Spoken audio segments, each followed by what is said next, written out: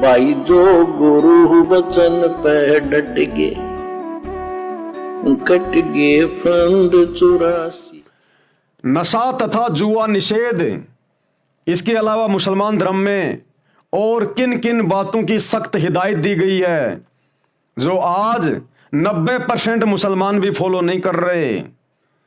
और ये सारा का सारा ज्ञान उस कबीर परमेश्वर ने इस शैतान को दिया था 5 वेद देकर, लेकिन 5वां वेद इसने छुपा दिया, 4 वेद इसने ब्रह्मा को दे दिए, ब्रह्मा ने फिर ये नीचे दे दिए। कुछ काल ने आयतें उतार दी मुसलमान धर्म के नबियों पर। तो क्या क्या शिक्षाएं दी गई हैं एक नेक नागरिक बने रहने के लिए। सूर अल बकरा नंबर 2 आयत नंबर 219, शराब तथा जुए में बड़ी खराबी है, महापाप है। शराब और जुए में बड़ी खराबी है। परमात्मा बहुत नाराज होता है, सतगुरु बहुत नाराज होता है जो व्यक्ति शराब पीता है या जुआ खेलता है, क्योंकि इन जगहों पर शैतान का निवास है, काल निवास करता है इन जगहों पर।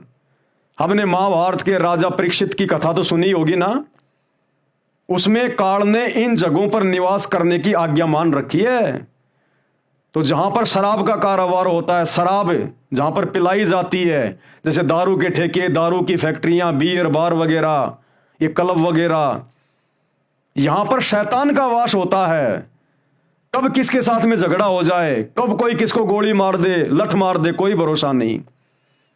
और जुआ, आजकल ये जो शेयर मार्केट है इसको जुआ कहते हैं। जुए का दूसरा नाम है शेयर मार्केट। तो सच्चे खुदा की सच्ची इबादत करने वाले भक्तों को शेयर मार्केट से दूर रहना चाहिए। ये एक रिस्क है, जुआ है ये, जुआ जहां पहले आप जी पैसे लगाते हैं और इस उम्मीद में कि मेरे पैसे घर बैठे बैठे डबल टिबल चौबल हो जाएंगे, और यदि पैसा डूब गया तो निराश होकर माथा पकड़ के बैठ जाओ, आत्महत्या कर लो, सुसाइड कर लो। तो ये जुआ है। ऐसी जगहों पर शैतान निवास करता है। तो भगत ने इन चीजों के आसपास भी नहीं होना चाहिए। दूसरा, ब्याज लेना पाप है। किसी भी धर्म के व्यक्ति के लिए ब्याज लेना पाप है। जो व्यक्ति ब्याज पे धंधा करता है या किसी की ब्याज पे मदद करता है, वो कभी भी अल्लाह को प्राप्त नहीं कर सकता, कभी भी सतगुरु की सच्ची भक्ति नहीं कर सकता। यदि कोई व्यक्ति आपसे उधार पैसे मांग रहा है, चाहे आपका रिश्तेदार है, चाहे कोई भी है, तो आपने विचार करना चाहिए कि वो मजबूर है, उसको जरूरत है, इसीलिए तो बेचारा तुमसे पैसे के लिए हाथ फैला रहा है। और ऊपर से तुम उस पर ब्याज ठोक रहे हो, तो तुम उसके ऊपर जुल्म कर रहे हो। उस अल्लाह के बंदे को तुम दबा रहे हो, तुम उसके ऊपर जुल्म कर रहे हो। एक तो मजबूरी में बेचारा तुमसे पैसे मांग रहा है, और ऊपर से तुम उसके ऊपर ब्याज डाल रहे हो, तो तुम अल्लाह को नाराज कर रहे हो। तो सतगुरु रामपाल जी परमेश्वर जी ने भी बिल्कुल क्लियर मना कर रखा अपने सत्संगों में, अपने नियमों में साफ साफ लिखा हुआ है कि भगत मजबूरी में ब्याज पर पैसे ले सकता है, लेकिन भगत किसी को ब्याज पर पैसे नहीं दे सकता। यदि हमें पैसे की जरूरत है, हम किसी से ब्याज पे पैसे ले सकते हैं, लेकिन यदि हमारे से किसी को जरूरत है तो हमने उससे ब्याज नहीं लेना। ये गुरुदेव का सख्त आदेश है, ये अल्लाह कबीर है धरती पर। हर देश काल परिस्थिति में इसके वही नियम रहते हैं, और जो इसके नियम तोड़ के भक्ति करेगा वो कभी सफल नहीं हो सकता। कुरान मजीद सूर अल बकरा 2 आयत नंबर 276, अल्लाह ब्याज लेने वाले का मठ मार देता है। अल्लाह कौन? सतगुरु ब्याज लेने वाले का मठ मार देता है। मठ मारना यानी उसका काम बिगाड़ देता है। जैसे कहते हैं ना कि यार मेरा तो सारा मठ मर गया इस काम का, मठ मार दिया तूने यार, मैंने इतनी मेहनत की थी, तूने 2 मिनट में सारे का तूने मठ मार दिया, यानी तूने काम खराब कर दिया, बिगाड़ दिया। तो कहते हैं जो व्यक्ति ब्याज पे धंधा करता या ब्याज लेता, अल्लाह यानी परमात्मा सतगुरु उसका मठ मार देता है, उसकी मर्यादा टूट जाती है, यानी नाश कर देता है। और खैरात यानी दान करने वाले को बढ़ाता है। और जो व्यक्ति दान करता है अपने अल्लाह के चरणों में, अपने सतगुरु के हाथों में, गुरु बिन दान पुण्य जो करही मिथ्या होय कभू न फल ही। गुरु बिन माला फेरते, गुरु बिन देते दान, गुरु बिन दोनों निष्फल है चाहे पूछो वेद पुराण। तो कहते हैं जो अपने सच्चे मुर्शिद को, सच्चे सतगुरु को, अपने अल्लाह कबीर सतगुरु रामपाल जी को, क्योंकि एक ही है एकमात्र ये पूरी सृष्टि में जो आज हमारे सामने है, इनके अलावा तो कोई दान लेने का कोई अधिकारी है ही नहीं कोई।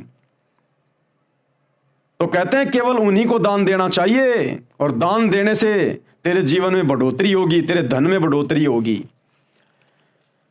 और खैरात यानी दान करने वालों को बढ़ाता है, और अल्लाह किसी नाशुक्रे बुरे अमल वाले इंसान को पसंद नहीं करता। सूर अल बकरा 2 आयत नंबर 277।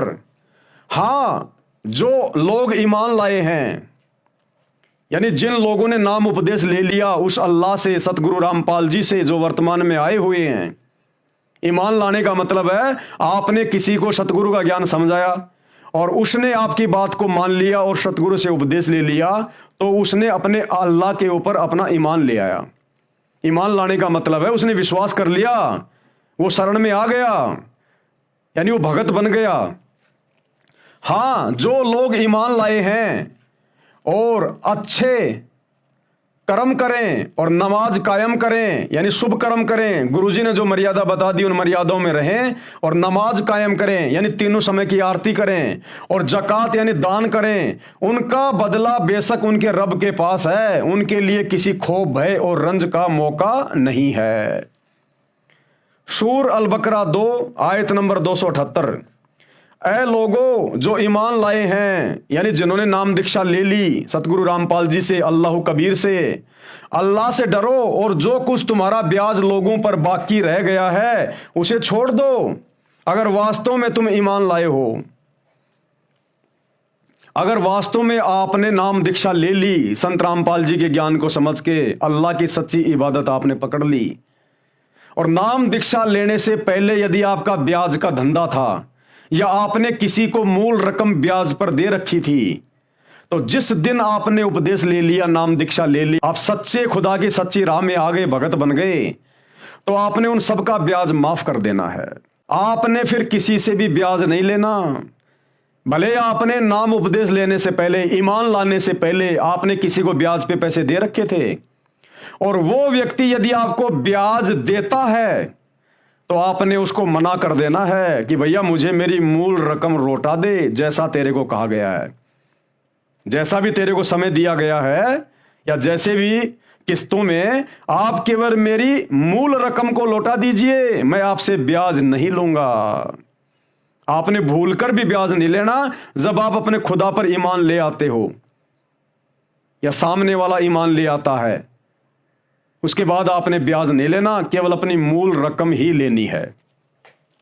ए लोगों जो ईमान लाए हों, अल्लाह से डरो और जो कुछ तुम्हारा ब्याज लोगों पर बाकी रह गया उसे छोड़ दो, अगर वास्तव में तुम ईमान लाए हो। और भी अच्छी बात बताई गई है, सूर अल बकरा 2 आयत नंबर 279।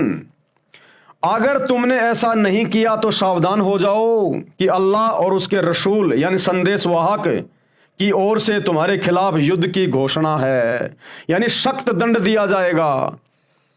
अगर आपने ऐसा नहीं किया, नाम उपदेश लेने के बाद भी अगर आपने ये ब्याज का धंधा नहीं छोड़ा या लोगों से ब्याज लेना नहीं छोड़ा, तो फिर तुम परमात्मा के दोषी बनोगे, तुम सतगुरु से दंड के अधिकारी बनोगे, फिर बच नहीं पाओगे, तुम्हारी मर्यादा खंडित हो जाएगी फिर उसी समय।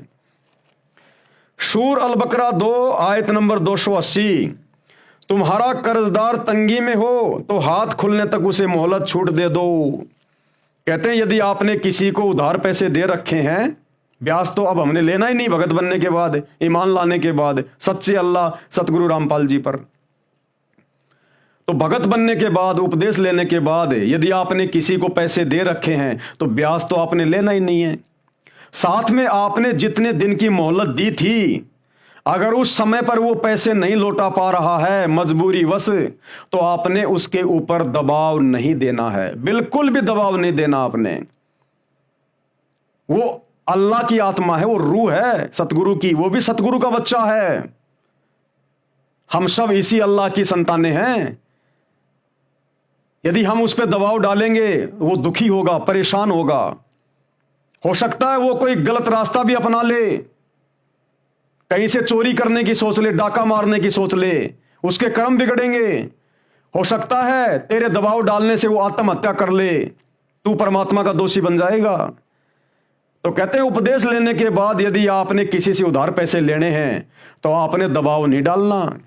अगर वो तय समय पर पैसे नहीं दे पा रहा है तो उसकी हिम्मत बढ़ाओ कि भाई कोई बात नहीं, देख जल्दबाजी मत करना, आराम से दे देना, तू मेरे पैसों के लिए जल्दबाजी मत करना, बाकी की मैं कह नहीं सकता, तू आराम से देना भाई। उस पर दबाव नहीं डालना बिल्कुल भी, चाहे वो दे ना दे, आपने बिल्कुल दबाव नहीं डालना।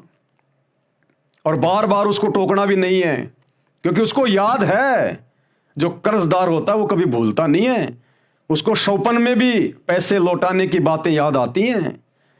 और इससे बढ़कर गुरुदेव भगवान ने फिर बताया, अगर तुम उसकी हालत को देखकर अगर तुम दान कर दो, माफ कर दो, तो इससे तो अल्लाह बड़ा प्रसन्न होगा, गुरुजी बड़े प्रसन्न होंगे कि देख कितनी दयालु आत्मा है। अपने नुकसान की चिंता नहीं इसको, इस बात की चिंता है कि सामने वाला कहीं कोई गलत कदम ना उठा ले बेचारा, इन पैसों के कारण कहीं दिन रात वो चिंता में ना रहे, फिर भक्ति क्या करेगा वो, दिन रात तो उसको ये चिंता बनी रहेगी। तो गुरुदेव कह रहे हैं अगर कोई ज्यादा ही अगर कोई तंगी में है, तुम्हें पता है उसके हाले जीवन का, तो कहते हैं तुम दान कर दो, अपने गुरुदेव के ऊपर छोड़ दो कि ये परमेश्वर मैंने तो आपकी राह में आपके चरणों में दान कर दिए, ये कभी लौटाएगा तो ठीक है, अन्यथा मैं कभी इसको नहीं कहूंगा। फिर परमात्मा बड़ा प्रसन्न होता है। आयत नंबर 280, तुम्हारा कर्जदार तंगी में हो तो हाथ खुलने तक उसे मोहलत यानी छूट दे दो, और अगर दान कर दो यानी माफ कर दो तो ये तुम्हारे लिए अधिक अच्छा है। अगर तुम समझो तो ये तुम्हारे लिए बहुत अच्छी बात है अगर तुम वो पैसे माफ कर दो तो। लेकिन माफ केवल ऐसी हालत में करना जब तुम्हें लगे कि वास्तव में ये व्यक्ति मजबूर है और ये व्यक्ति अब पैसे नहीं दे पाएगा। तो ऐसी स्थिति में उस व्यक्ति को मानसिक टेंशन से बाहर निकालने के लिए आप उसे कह दीजिए कि भाई साहब मेरे पैसों की कोई चिंता मत करना, आप नहीं दोगे तो भी कोई दिक्कत नहीं है, दे दोगे तो भी कोई दिक्कत नहीं है, आधे दे दोगे तो भी कोई दिक्कत नहीं है, मैं आपसे कभी नहीं मांगूंगा, मेरे पैसों के लिए आप चिंता मत करना, आप आराम से रहो, बढ़िया खाओ पियो कमाओ आप। तो उस व्यक्ति की आत्मा कितनी खुश होगी, तुम्हें कितनी दुआ देगा। हालांकि हमें उनकी दुआओं की जरूरत नहीं है, हमें तो केवल अपने अल्लाह से लेना, अपने गुरु से लेना जो भी है। लेकिन आत्मा तो जब सुखी होती है तो ऑटोमेटिक वो जो सवाब होता है वो तो मिलेगा ही मिलेगा। तो गुरुदेव कह रहे हैं अगर तुम माफ कर दो तो इससे बड़ी तो कोई बात ही नहीं। फिर जकात यानी दान करना चाहिए। सूर अल बकरा 2 आयत नंबर 261, जो लोग अपना माल यानी धन अल्लाह के मार्ग में खर्च करते हैं, यानी अपने सच्चे सतगुरु को दान करते हैं, अपने सुपात्र सतगुरुदेव भगवान को जो लोग दान करते हैं, ज्योति करवाते हैं, पाठ करवाते हैं, खुला दान देते हैं अपने गुरु को, जो लोग अपना माल अपना धन अल्लाह के मार्ग में खर्च करते हैं, उनके खर्च की मिसाल ऐसी है जैसे एक दाना बोया जाए उससे 7 बालें निकलें और हर बाल में 100 दाने हों। इस तरह अल्लाह जिसके कर्म को चाहता है बढ़ोतरी प्रदान करता है, वह समाई वाला भी है और सर्वज्ञ भी है। अब यहां पर ये मस्जिदों में जाकर मुल्ला मौलवियों को या मंदिरों में जाकर पुजारियों को दान करने की बात नहीं हो रही है, ये दान अल्लाह को करने की हो रही है। और अल्लाह कबीर वो सच्चे मुर्शिद के रूप में धरती पे आता है। वो अल्लाह मंदिरों में नहीं बैठता, वो मस्जिदों में नहीं बैठता, वो जानवर नहीं है जो मुल्ला मौलवियों ने या पंडितों ने उसको रस्सियों से मंदिरों में मस्जिदों में बांध रखा होगा, केवल वही मिलेगा। वो तो कण कण में है और संत रूप में धरती पर आया हुआ है, सतगुरु रामपाल जी के रूप में। इस अल्लाह को वर्तमान में दान करने की बात हो रही है। इस अल्लाह कबीर सच्चे रहनुमा सतगुरु रामपाल जी के अलावा इस पूरे ब्रह्मांड में वर्तमान में कोई दान लेने का अधिकारी नहीं है। अगर आप किसी अन्य को दान दे रहे हैं, मंदिर में, मस्जिद में, चर्च में, गुरुद्वारों में, मुल्ला मौलवियों को, पंडितों को, नकली धर्मगुरुओं को, आप अल्लाह के दोषी हो रहे हैं, क्योंकि वो कुपात्र हैं। कुपात्र वो आपके दान धर्म का कभी भी सदुपयोग नहीं कर सकते, और यदि आपके धन का दुरुपयोग हुआ तो फिर नुकसान आपको भी उठाना पड़ेगा। परमेश्वर बताते हैं कि एक व्यक्ति ने एक भिखारी की झूठी कहानी पर आत्म विभोर होकर उसको 100 रुपए दे दिए। बाकी दिन वो भिखारी आधा बोतल पीता था, उस दिन पूरी बोतल ले आया। ज्यादा नशा हो गया, घर पर आकर उसने बच्चों के साथ में मारपीट कर दी, ज्यादा मारपीट कर दी। उसकी पत्नी अपने 2 छोटे छोटे बच्चों को लेकर कुएं में कूद गई। उस महाशय के 100 रुपए के दान ने जो आंख बंद करके दे दिया, उसने कुपात्र को दे दिया। उस 100 रुपए के दान ने एक परिवार को तबाह कर दिया। तो वर्तमान में इस पूरी पृथ्वी पर, पूरी कायनात में वो अल्लाह अकबर ही है जिसको दान करना चाहिए। और वो अल्लाह अकबर वर्तमान में सतगुरु रामपाल जी के रूप में धरती पे प्रकट है। उनके बेटा बेटी को भी दान नहीं करना चाहिए, यानी सतगुरु रामपाल जी के बेटा बेटी भी सुपात्र नहीं है। उनके रिश्तेदारों को भी दान नहीं करना चाहिए, केवल अपने गुरु के हाथों में दान देना चाहिए। तब जाकर आपका दान सही ठोर ठिकाने लगेगा और तब उसके बदले में गुरुदेव भगवान आपको अनंत गुना देंगे। जैसे एक गेहूं का बीज जमीन में डाला जाता है, वो एक बाल बन के खड़ा होता है और एक बाल में 100 दाने होते हैं। तो यदि सच्चे सतगुरु को दान किया जाएगा, सुपात्र को, अल्लाह कबीर को, तो वो दान आपका फलेगा। जो लोग अपना माल यानी धन अल्लाह के मार्ग में खर्च करते हैं, उनके खर्च की मिसाल ऐसी है जैसे एक दाना बोया जाए, उसे 7 बालें निकलें और हर बाल में 100 दाने हों।